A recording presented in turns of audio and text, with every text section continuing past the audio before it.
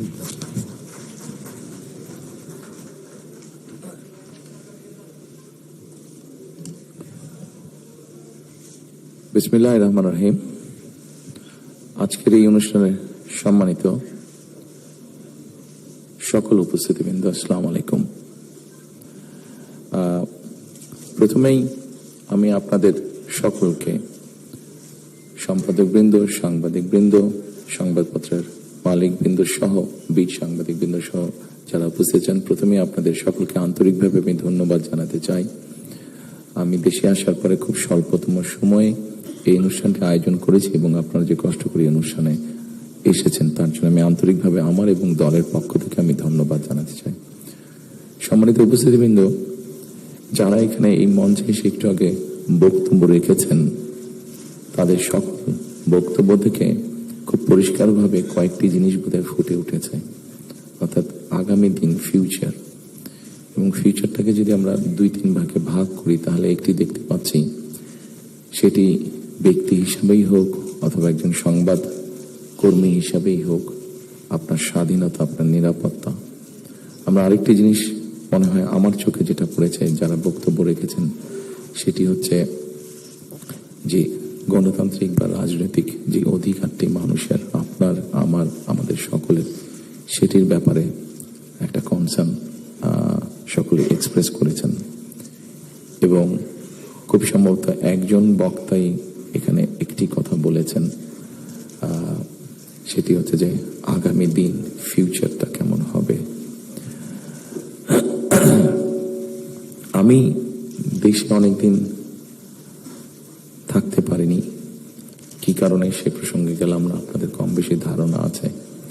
তবে সারাক্ষণই দেশের সাথে আমার যোগাযোগ ছিল। দেশের মানুষের সাথে কি হয়েছে, এখানে মাহমুদুর রহমান সাহেব বলেছেন একটি উদাহরণ দিয়ে, ওনার প্রতি পূর্ণ সম্মান রেখে আমি বলতে চাইছি, ওনার সাথে ওনার রক্তমাখা ছবি এখনো আমার চোখের সামনে ভাসে। কাজেই ওনার সাথে কি হয়েছে আমি যেমন জানি, রুহুল আমিন গাজী সাহেবের সাথে কি হয়েছে, যেভাবে উনি মৃত্যুবরণ করেছেন জেলের মধ্যে, সেটি আমি জানি। এবং সবচেয়ে বড় বিষয় হচ্ছে আমার 60 লক্ষ নেতাকর্মী, এবং তার থেকে আরেকটি হৃদয় বিদারক আমার জন্য হচ্ছে, সেটি হচ্ছে আমার মায়ের সাথে কি হয়েছে।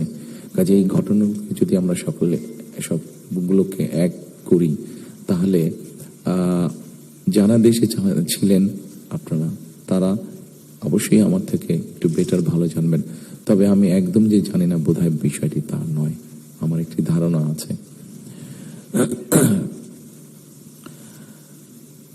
সম্মানিত উপস্থিতিবৃন্দ, যে কথাগুলো প্রায় সকলেই বলে গিয়েছেন, এই কথাগুলো যদি আমরা আলোচনা করাই যাবে অনেকক্ষণ ধরে। আপনারা আপনাদের মূল্যবান সময় ব্যয় করে এখানে এসেছেন। আমি এই কথাগুলোর মধ্যে থেকে একটু সরে এসে কিছু কথা বলতে চাই। আমাদের সমস্যা ছিল, আমাদের সমস্যা আছে। অবশ্যই আমরা 5ই আগস্টের আগে ফিরে যেতে চাই না। আমি আমার অবস্থান থেকে যদি চিন্তা করি, আমার এক পাশে 1981 সালের একটি জানাজা, একই সাথে আমার এক পাশে 2025 সালের 31 ডিসেম্বরের একটি জানাজা, আর আমার আরেক পাশে 2024 সালের 5ই আগস্টের একটি ঘটনা। কাজে আমার মনে হয় এটি শুধু বোধহয় আমার একার জন্য নয়, যারা আমার দলের নেতা কর্মী সদস্য এবং সামগ্রিকভাবে পুরো দেশের মানুষের সামনে বোধহয় এই দুটি উদাহরণ বোধহয় সবচাইতে বাদ বিবেচনা করার জন্য সবচাইতে ভালো উদাহরণ, যে আসলে 5ই আগস্টে ফিরে যাওয়ার কোনোই কারণ নেই আমাদের।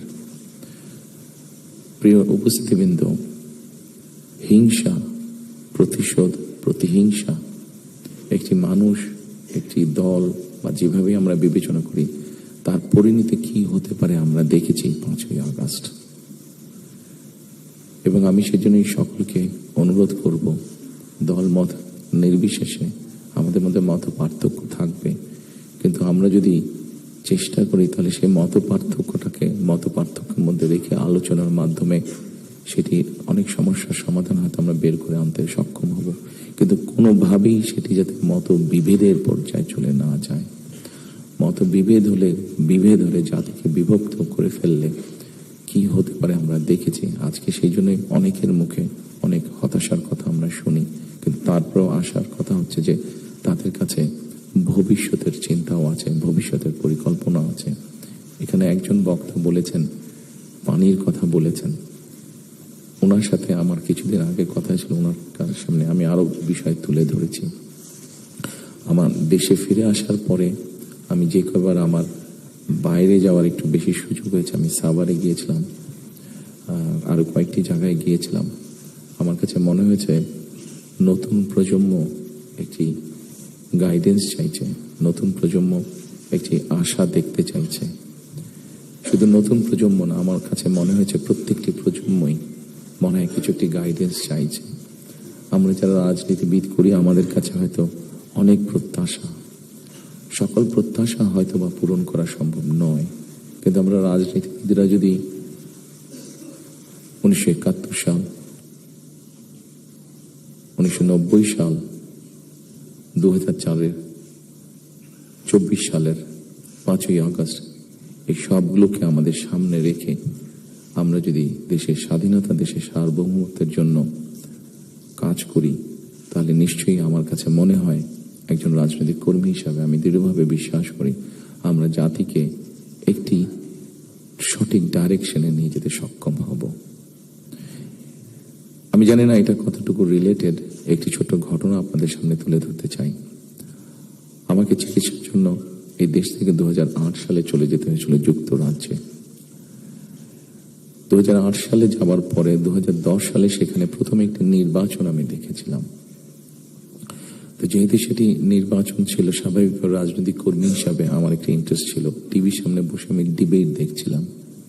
সেখানে দুজন নেতার মধ্যে, দুটি মেইন দলের নেতার মধ্যে, লেবার এবং কনজারভেটিভ, অনেকদিন ধরে লেবার ছিল, 2010 সালে নির্বাচনে কনজারভেটিভ আসে। তো দুই দলের দুই নেতার মধ্যে একটি আলোচনা হচ্ছিল।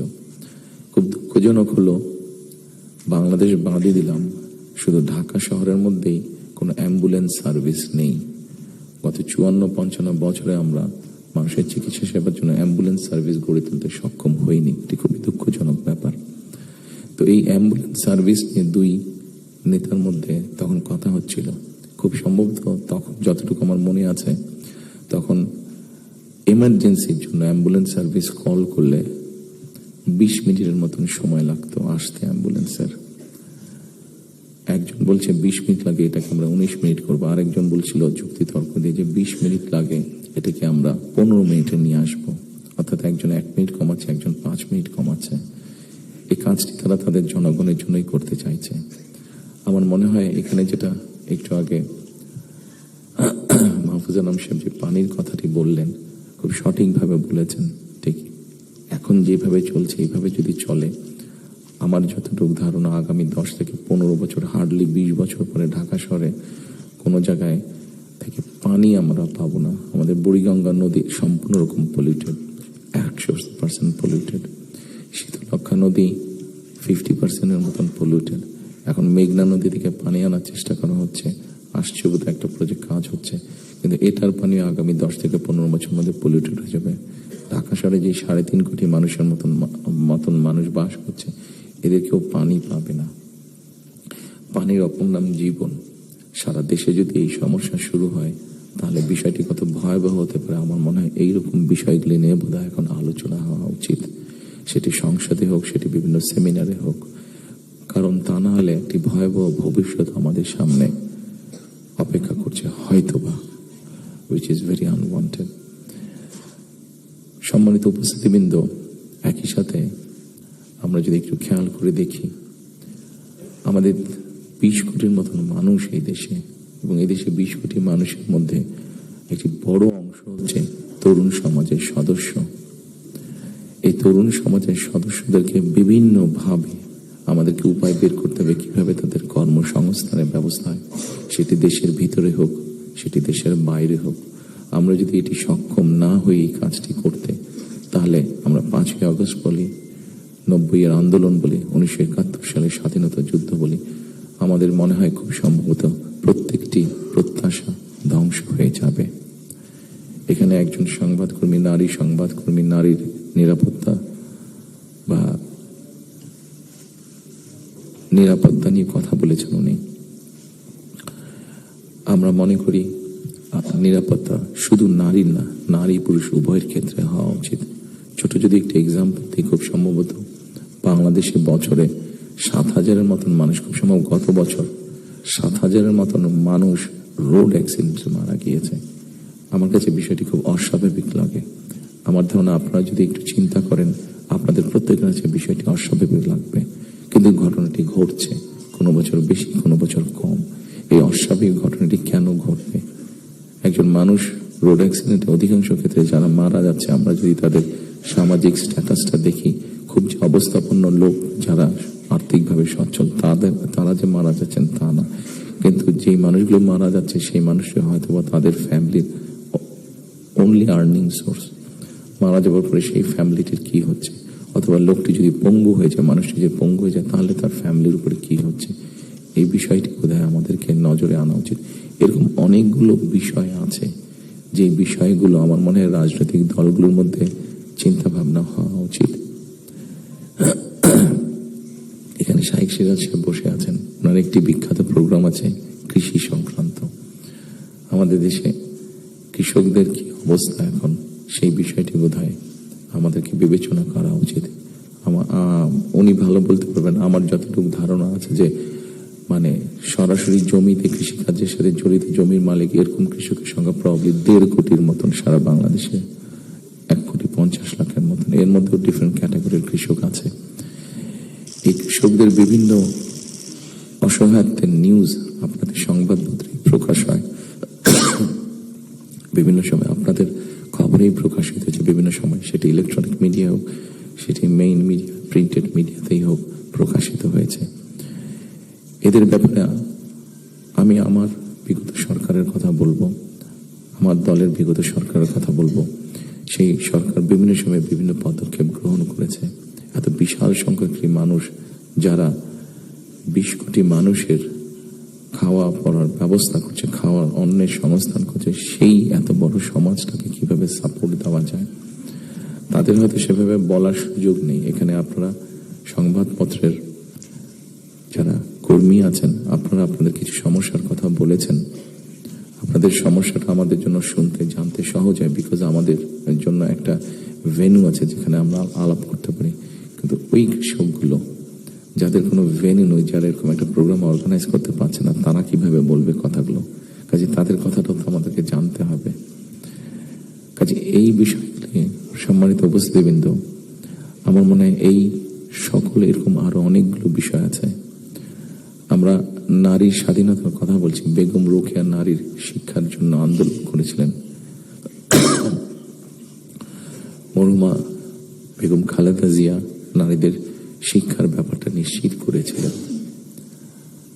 পরবর্তীতে আগামী নির্বাচনে ইনশাল্লাহ জনগণের ম্যান্ডেট নিয়ে আমরা সরকার গঠনে সক্ষম হলে আমাদের একটি পরিকল্পনা রয়েছে, এই যে নারীরা শিক্ষিত হয়েছে এদেরকে অর্থনৈতিকভাবে স্বাবলম্বী করে গড়ে তোলা। একটু আগে আমি যে ফ্যামিলি কার্ডটা বলেছিলাম, সেটির লক্ষ্য বা উদ্দেশ্য হচ্ছে সেটাই, এই নারী সমাজকে গড়ে তোলা। আমাদের হিসাব মতে বাংলাদেশে 4 কোটি ফ্যামিলি আছে।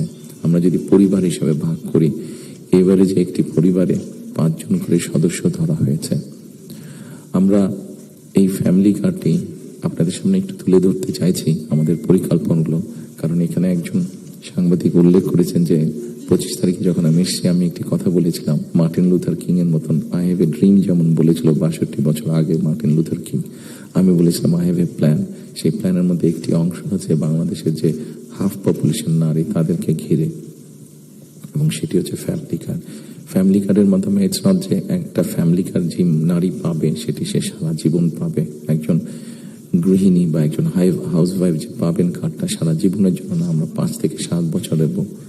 এই 5 থেকে 7 বছর তাকে আমরা একটা সাপোর্ট দেওয়ার চেষ্টা করবো। সেটা টাকার হিসাবে হতে পারে, অথবা এসেনশিয়াল ফুড আইটেমের হিসাবে হতে পারে।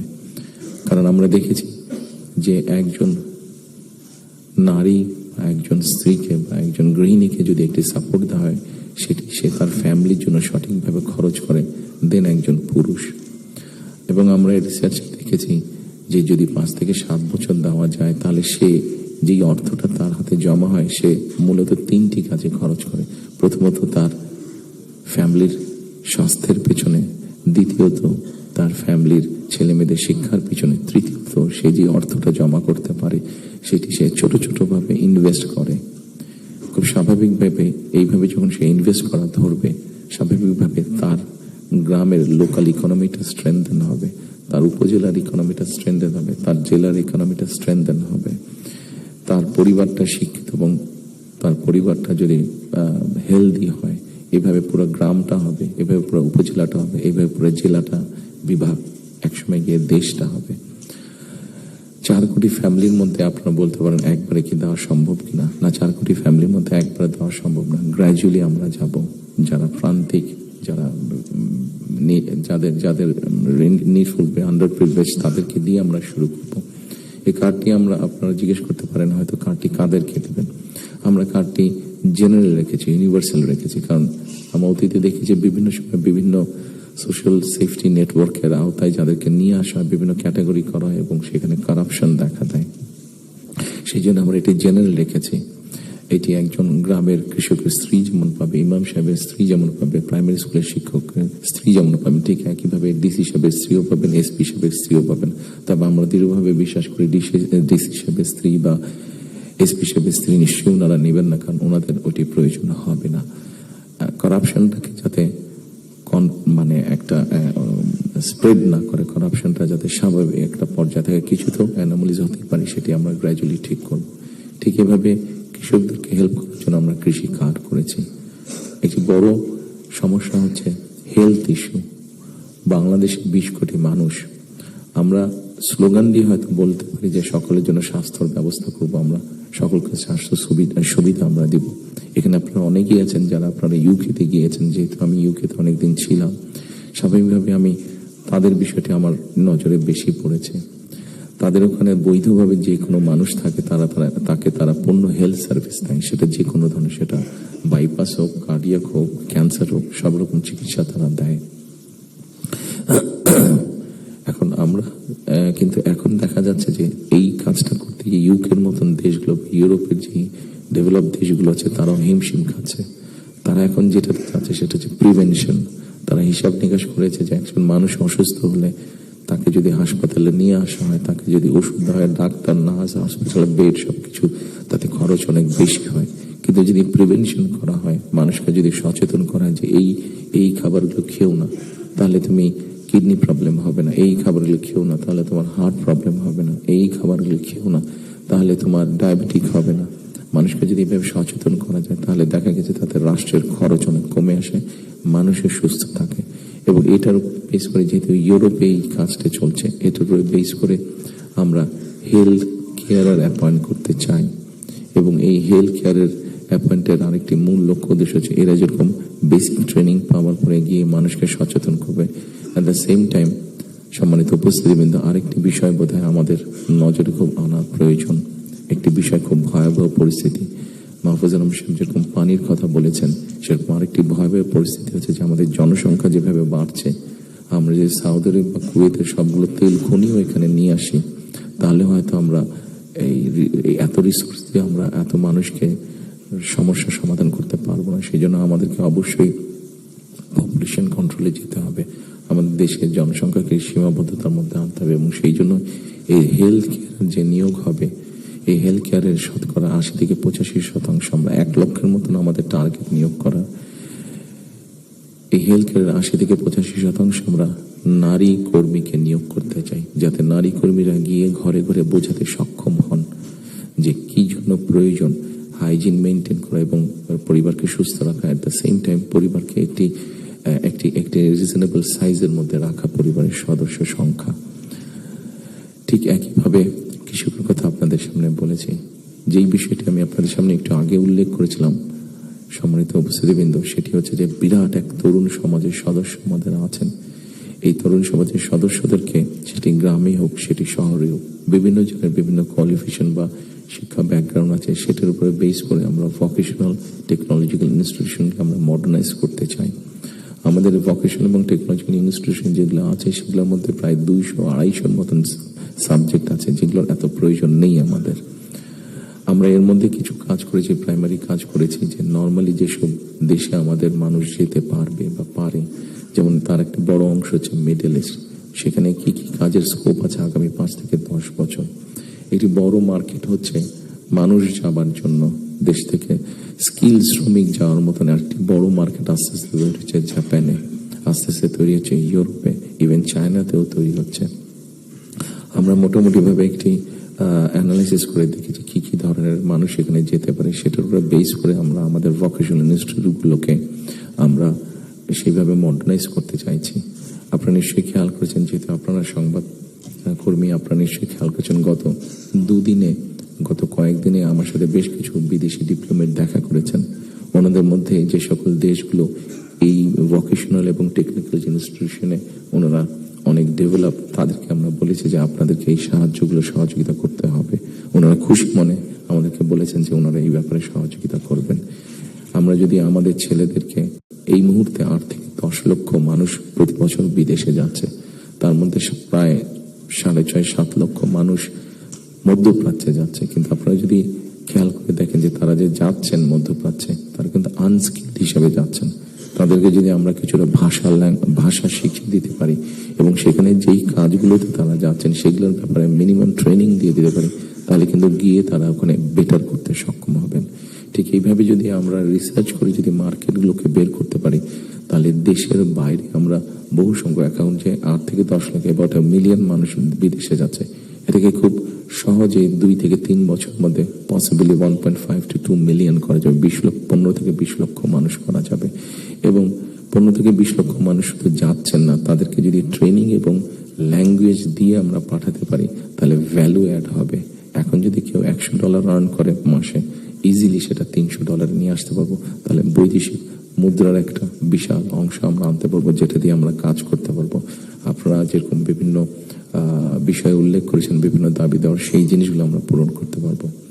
আমরা একটি জিনিস বিবেচনা করছি এই মুহূর্তে, এখন যদি আমরা দেখি আমাদের বৈদেশিক মুদ্রা উপার্জনের রাস্তা মূলত 2টি, একটি হচ্ছে গার্মেন্টস এবং একটি হচ্ছে আমাদের রিমিটেন্স, যেটা প্রবাসীরা পাঠিয়ে থাকেন কষ্ট করে। এইটির সংখ্যাকে আমরা বাড়াতে চাচ্ছি। আমরা একটি চিন্তা ভাবনা করেছি, এর মধ্যে নিজেদের মধ্যে আমরা আলাপ করেছি যে কোনো উদ্যোক্তা যদি একটি ইন্ডাস্ট্রি বা ফ্যাক্টরি সেট করেন, যেটির শতকরা 100 ভাগ পণ্য বিদেশে রফতানি হবে।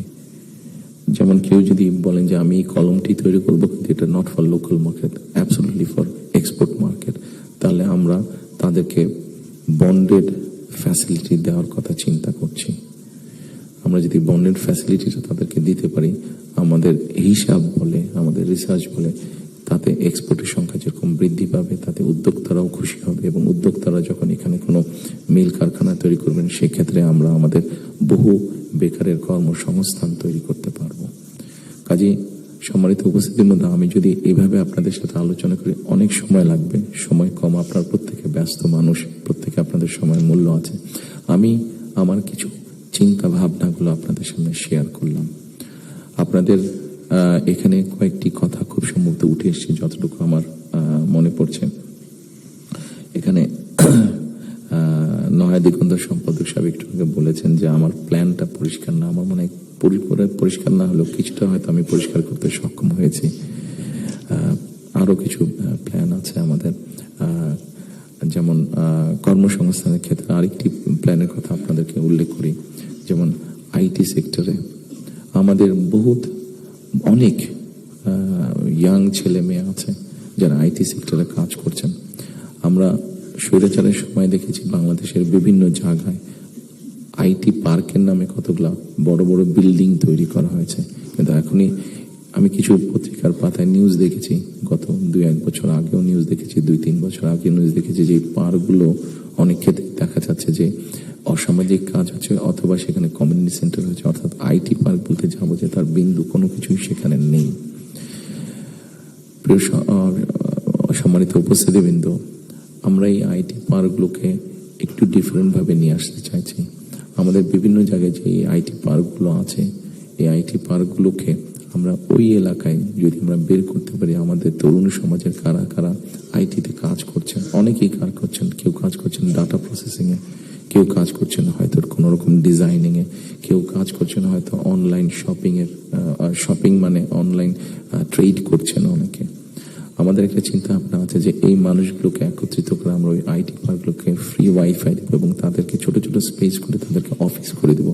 এখন হয়তো তারা হলে যারা থাকছেন, যদি স্টুডেন্ট হয়ে থাকেন হলে বিছানার উপরে কাজ করছে, তাহলে মেসে থাকলে মেসের ওই ছোট্ট কোনায় কাজ করছে, অথবা বাসায় থাকলে হয়তো বিছানার উপরে বসে কাজ করছে, অথবা ছোট্ট একটা টেবিল চেয়ার নিয়ে কাজ করছে। কিন্তু আমরা যদি তাদেরকে একটা স্পেস করে দিতে পারি, তাহলে কিন্তু তারা তাদের বিজনেসটা অনেক ফ্লরিশ করতে পারবে এবং স্বাভাবিকভাবে তার বিজনেস যখন ফ্লরিশ হবে, সে তখন আরো হয়তো তার মতন আরো কয়েকজনকে একসাথে নিয়ে আরো একটু বড় কোম্পানি করবে। অর্থাৎ এই সবগুলো সম্ভাবনার কথা বলছে এবং এই সম্ভাবনার কথাগুলো অবাস্তব নাই। আমরা চেষ্টা করলে এই সম্ভাবনাগুলোকে আমরা বাস্তব রূপ দিতে পারবো। ঠিক একইভাবে আজকাল ফেসবুকে গেলে অথবা টিকটকে গেলে আমরা দেখি আমাদের তরুণ সমাজের সদস্যরা অনেকে অনেক প্রতিভাবান, বিভিন্ন রকম কন্টেন্ট তারা মেক করছেন। এই কন্টেন্ট মেক করতে গেলে সরকারের কিছু পলিসি আছে, যে পলিসিগুলো ঠিক করতে পারলে তাদের জন্য বেটার হবে, তাদের ইনকামটা বেড়ে যাবে। ইন্টারন্যাশনাল গেটওয়ে যে আছে, যেখানে কারেন্সি আসে বা যায়, এখানে কিছু সমস্যা আছে, পেপাল সহ এরকম যেগুলো আছে, আমরা এরই মধ্যে তাদের সাথে কথা বলেছি যে কিভাবে এই সমস্যাগুলো সমাধান করা যায়। অর্থাৎ যারা আমাদের অনলাইনে কাজ করবে বা কন্টেন্ট মেক করবে, এরা যে যাবে, এরা যে অ্যাড হবে, যে ইনকামটাতে আসবে, সেটা কিভাবে সহজে তাদের কাছে এসে পৌঁছতে পারে, এই ব্যাপারে আমরা তাদের সাথে মোটামুটি ভাবে আলাপ করেছি। ইনশাল্লাহ আমরা গভর্নমেন্ট ফর্ম করতে পারলে এই ব্যাপারটা আমরা দ্রুততার সাথে করতে তখন সক্ষম হব এই সমস্যাটার সমাধান করতে।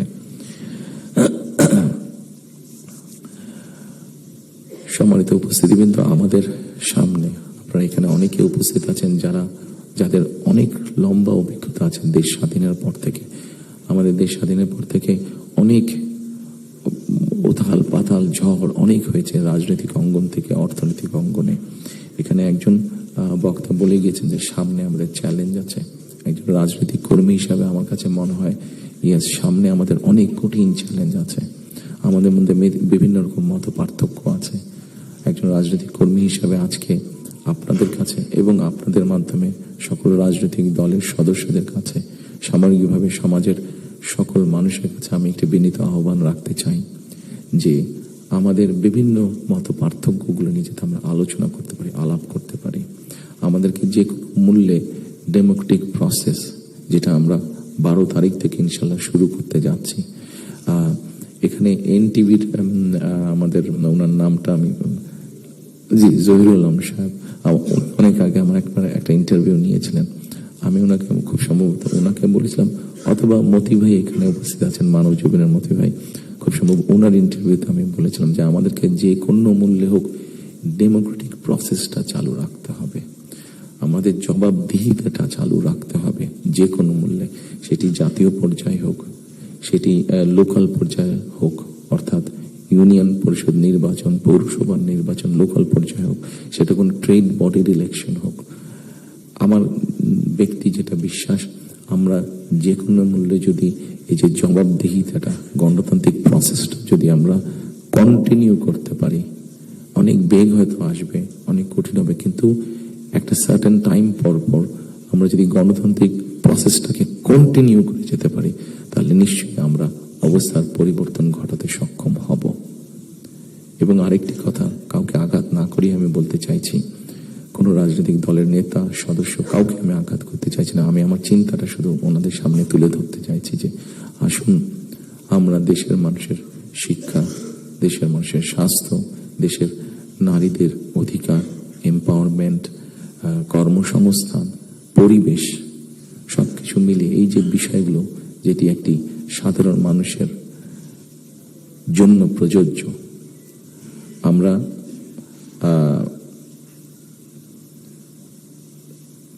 অনেক দিন ধরে আমরা শব্দটা কি আমাদের রিফর্ম, শব্দটা মনে করতে পারি, সংস্কার, রিফর্ম যে যে বিষয়গুলি নিয়ে আমরা আলোচনা করেছি, আপনারা যদি একটু খেয়াল করে দেখেন, এই রিফর্মের মধ্যে আমার কাছে মনে হয়েছে যে 3টি পার্ট আছে। একটি হচ্ছে সাংবিধানিক পার্ট, একটি হচ্ছে আইনগত পার্ট, এবং আরেকটি হচ্ছে মানুষের প্রতিদিনের জীবনযাত্রা, নিরাপত্তা, তাদের সিকিউরিটি, সবকিছু নিয়ে একটি পার্ট আছে। আমরা সাংবিধানিক বিষয় নিয়ে আলোচনা করেছি, আইনগত বিষয় নিয়ে আলোচনা করেছি। আমার মনে হয় মানুষের প্রতিদিনকার প্রত্যেকটি মানুষ, সকল সমাজের প্রত্যেকটি শ্রেণী পেশার মানুষ, তাদের প্রতিদিনকার যে চাওয়া পাওয়াগুলা, প্রয়োজনগুলো, সেটা নিয়ে বোধহয় আমরা আলাপ আলোচনা একটু কম করেছি। আমার কাছে মনে হয় সেই বিষয়গুলি নিয়ে বোধহয় আলোচনা করা উচিত। সেই বিষয়গুলি নিয়ে বোধহয় প্রত্যেকটি রাজনৈতিক দলের আলোচনা করা উচিত। আমরা শুধু রাজনৈতিক বিষয় নিয়ে সেমিনার করছি, সিম্পোজিয়াম করছি, আলোচনা করছি, তর্ক বিতর্ক করছি, অবশ্যই ওগুলো প্রয়োজন আছে, কিন্তু অ্যাট দ্য সেম টাইম আমরা যদি মানুষের প্রতিদিনকার তার চিকিৎসা ব্যবস্থা কি হবে, তার কর্মসংস্থান কি হবে, তার পরিবারের সন্তানদের শিক্ষা ব্যবস্থা কি হবে, তার রাস্তায় বের হলে নিরাপদে সে ফিরে আসতে পারবে কিনা, এইরকম বিষয় যেগুলো আছে, এই বিষয়গুলো নিয়েও বোধহয় আমাদের আলোচনা আরো একটু বেশি হওয়া উচিত। এই বিষয়গুলো নিয়ে বোধহয় আমাদের প্ল্যান প্রোগ্রাম আরো একটু বেশি হওয়া উচিত। এই পলিসিগুলি নিয়ে বোধহয় আমাদের চিন্তা ভাবনা আরো একটু বেশি হওয়া উচিত। সম্মানিত উপস্থিতিবৃন্দ, সামনে নির্বাচন। আমি একটি রাজনৈতিক দলের সদস্য। স্বাভাবিকভাবেই আমরা 22 তারিখ থেকে আমাদের সকল রকম পরিকল্পনা নিয়ে জনগণের সামনে যাব। আপনারা যারা আজকে কষ্ট করে আমাদের আমন্ত্রণে এখানে এসেছেন, আবারও আপনাদেরকে আমি আমার এবং আমার দলের পক্ষ থেকে আন্তরিক ধন্যবাদ জানাতে চাই। একই সাথে আমরা ইনশাল্লাহ দেশের মানুষের সমর্থন নিয়ে সরকার গঠনে সক্ষম হলে যাতে আপনাদের কাছ থেকে এমন ধরনের আলোচনা, সমালোচনা আমরা পাই যেটা আমাদেরকে সাহায্য করবে দেশকে সামনে এগিয়ে নিয়ে যেতে।